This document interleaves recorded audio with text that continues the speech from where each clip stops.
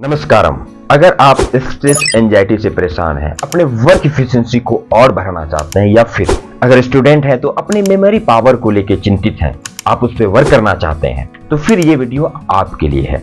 जी हाँ, मैं जो आज बात करने वाला हूँ वो है ओवरऑल आपके ब्रेन से रिलेटेड जो प्रॉब्लम्स है उसको कैसे ठीक किया जाए मिनिमम टाइम में, और अपने शरीर में नाइट्रिक ऑक्साइड को कैसे बैलेंस रखा जाए। अब आप सोच रहे होंगे आखिर में नाइट्रिक ऑक्साइड क्यों बैलेंस करना है, इसका क्या रोल हो सकता है हमारे शरीर में। तो nitric oxide it is the one of the most critical molecules है हमारे बॉडी का, और इसी मॉलिक्यूल से आपका heart health, brain health, blood pressure, blood circulation और इम्यूनिटी पावर ये कनेक्टेड होता है। यानी अगर आपके शरीर में नाइट्रिक ऑक्साइड बैलेंस है तो फिर आप ओवरऑल फिट रहेंगे। यानी हमें नाइट्रिक ऑक्साइड को कैसे हम प्रोड्यूस करें और कैसे उसे बैलेंस रखा जाए, इस पे हमें वर्क करना चाहिए। जी हाँ, इन सारे चीजों को संतुलित किया जा सकता है सिर्फ एक प्राणायाम करके, जिसे हम कहते हैं भ्रामरी प्राणायाम। वीडियो स्किप नहीं करना। भ्रामरी नाम सुन के आपको लग रहा होगा कि हमें भ्रामरी तो आ रहा है। नहीं, आप जो भ्रामरी प्राणायाम कर रहे हैं मैक्सिमम लोग गलत कर रहे हैं। तो इस वीडियो को आप पूरा देख लें, क्योंकि मैं एक एक चीज आपको समझाने वाला हूं। उसका साउंड कैसे होगा, फिंगर प्लेसमेंट कैसे करेंगे, टंग टीथ का क्या मोमेंट होगा, इन सारी चीज पे मैं वर्क करूंगा। तो सबसे पहले भ्रामरी प्राणायाम करने के लिए आप किसी भी सुखासन अवस्था में आप बैठ जाएं, चाहे वो पद्मासन हो, वज्रासन में हो या सुखासन में। आप किसी तरह कंफर्टेबल वे में बैठ जाएं, बॉडी बिल्कुल स्ट्रेट होगा। और भ्रामरी में जो सबसे पहली चीजें हैं वो है आपको रेजोनेटिंग साउंड प्रोड्यूस करना होगा। क्यों रेजोनेटिंग साउंड? रेजोनेटिंग आपने फिजिक्स में पढ़ा हुआ, रेजोनेंस।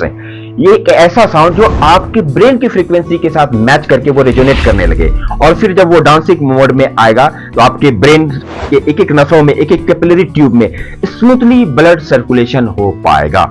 आपने सुना भी होगा जब हमारे जवान सोल्जर एक साथ चलते हैं पैर कदम से कदम मिलाकर, और जब रास्ते में ब्रिज आता है तो कमांडिंग ऑफिसर कहते हैं कि अब ताल से ताल मिलाना छोड़ दो। क्यों? क्योंकि आपके जो ताल मिलाने से जो साउंड डेवलप हो रहा है उसकी फ्रीक्वेंसी अगर ब्रिज की फ्रीक्वेंसी के साथ मैच करने लगे तो वो रेजोनेट करने लगेगा और वो ब्रिज कोलैप्स हो जाएगा। तो फिर आगे कैसे जा पाएंगे? तो वहां तो आगे जाने की बात थी, कोलैप्स होने से बचाना था। लेकिन यहां पे मैं कह रहा हूं आपको एक ऐसा साउंड प्रोड्यूस करना है जो आपके ब्रेन के फ्रीक्वेंसी के साथ मैच करके आपके नसों को डांस करा सके, स्मूथ ब्लड सर्कुलेशन करा सके।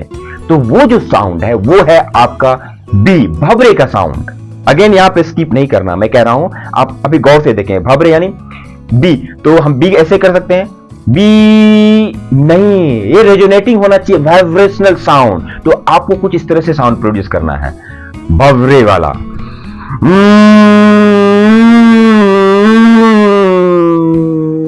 ऐसा साउंड।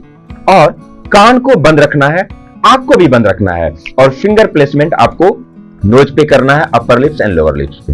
इतना तो समझ में आ रहा है? कुछ लोग ऐसे करते हैं, वो गलत है। नहीं, वो भी सही है ब्यूटी के पर्पज से, लेकिन मैं यहाँ पे ब्रेन को सही करना चाहता हूँ, आपको एफिशिएंट करना चाहता हूँ, सही डायरेक्शन में सही आप डिसीजन ले सको। तो उसके लिए आपको इस तरह से रखनी चाहिए, लाइक दिस। और फिर नाक से लंबी सांसें लेनी है, और नाक से ही भव्य का गुंजन में जो अभी मैं करके दिखाया था उस तरह से छोड़ना है।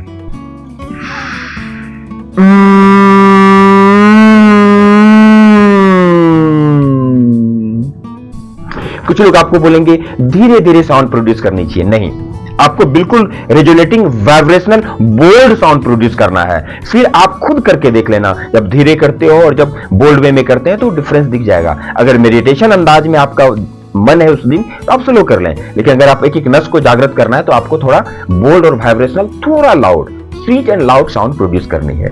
अब बात आती है कि आखिर में आपने कहा था दांत के बारे में, जीभ के बारे में, तालू, इसका क्या रोल है? देखो, आपको क्या करना है, मुंह को पूरी तरह बंद नहीं रखना है, इतना सा बंद करो कि एक मैं बाल को घुमा सकूं तो पूरा घूम जाए, यानी दोनों दांत के बीच में थोड़ा फासला होगा।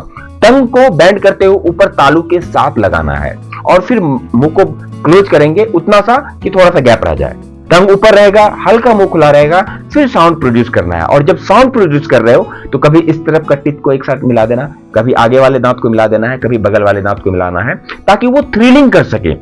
और फिर इस तरह से पूरी तरह से साउंड तो प्रोड्यूस होगा, लेकिन जब तालू से जीभ लगा हुआ है तो ये नस को टाइट करेगा। आप करके देखो तो नस टाइट हो जाएगा, और टाइट नस में जब फिर थ्रिलिंग होगा तो पूरी तरह से नस वाइब्रेट करेगा और ब्लड सर्कुलेशन स्मूथ होगा। तो इन सारी चीजों को देखो, मैं फिर से करके दिखा रहा हूं। Like this. ये बंद किया, नोज पे placement, upper lips, lower lips, तालू से जीभ को लगाएंगे, माउथ क्लोज करने का प्रयास, लेकिन गैप रखना है। अब साउंड प्रोड्यूस करेंगे नाक से सांस लेते हुए।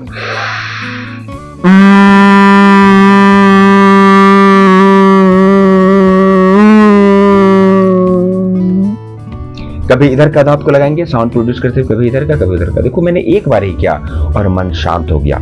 तो इस तरह से आप अगर भ्रामरी करेंगे तो एक्चुअल ये बहुत ही ज्यादा बेनिफिशियल होगा। सिर्फ साउंड पे ऐसे नहीं जैसे लोग पार्क में कर रहे हैं या सिंपल किसी अदर को फॉलो करके कर रहे हैं, जो exact as it is information नहीं है, उसको तो आप 10 साल भी प्रैक्टिस करेंगे उससे कुछ नहीं होगा। वीडियो को बैक करके फिर से मेथड को समझ लेना और इस तरह से आप भ्रामरी प्राणायाम को महज 6 बार या 12 बार आप डेली प्रैक्टिस करेंगे तो आपके ब्रेन से रिलेटेड हर प्रॉब्लम सॉल्व होगा, स्ट्रेस एंजाइटी दूर होगा, इवन माइग्रेन में आपको आराम मिलेगा। लेकिन मैं कहता हूं अगर कोई बहुत ही ज्यादा डीप डिप्रेशन में है तो उनको ये तब तक नहीं करना चाहिए जब तक वो नॉर्मल कंडीशन में ना आ जाए। बाकी ये हर किसी के लिए है, स्टूडेंट के लिए तो ये जीता जागता वरदान है। तो आप भ्रामरी कीजिए और सारा ब्रह्मांड आप भ्रमण कीजिए, कामयाबी आपके हाथों में होगा। तो थैंक यू सो मच।